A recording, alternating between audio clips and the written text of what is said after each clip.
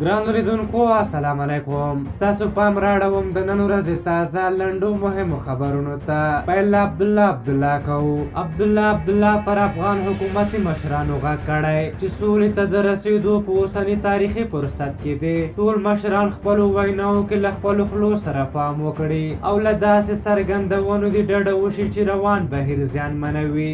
دغه راز عبدالله ویلي که د سولې خبرو کې غواړو د تېرو کلونو لاسته راوړنې خوندي وساتو نو لومړی باید موږ پرې باور ولرو او پر ځان یې عملي کړو. امرالله صالح د ولسمشر لومړي مرستیال امرالله صالح ویلي طالبانو د پښتنو او دري فرهنګ د پښو لاندې کړ او هغه فرهنګ چې غوښته ژوندی کړي د مولانا سمیع الحق فرهنګ و. سرور دانش د ولسمشر دویم مرستیال سرور دانش ویلي په بامیانو کې مې چې کومې څرګندونې کړې دي موخه یوازې د سلطنت او جمهوریت ترمنځ پرتله وه. دانش ویلي زه د هېواد ټولو مشرانو ته درناوی لرم. حامد کرزي نن ماښام د سرور دانش د تېرې ورځې څرګندونو په مورد چې نوموړې کړې وې او نن یې د توضیح لپاره اعلامیه خپره کړه. حامد کرزي ترې مننه کړې خو تر دې وړاندې نیوکه پرې نه وه کړې چې ولې دومره لوی تاریخ او مشاهیرو ته سپکاوی وکړ.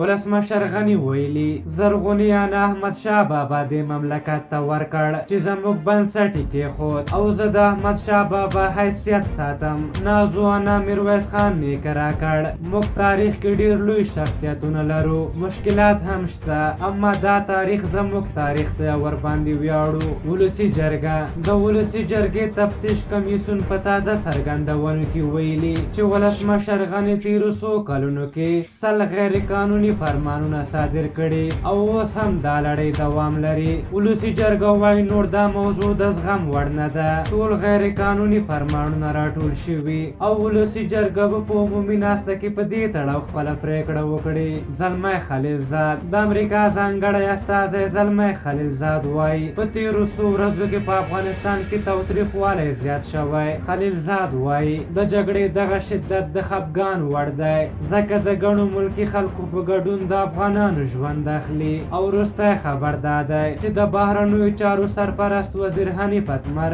د امریکا له سفیر راس ویلسن سره وکتل. بهرنیو چارو وزارت وایي لیدنه کې دواړو خواو پر بین الافغاني مذاکراتو اوربند اورکم او یو لړ نورو موضوعاتو بحث کړی. په هر حال دا د نن ورځې تازه لنډ او مهم خبرونه تر بیا چې ستاسو چوپړ ته راځم په لویو بخښونکي خدای مو سپارم. د الله په امان.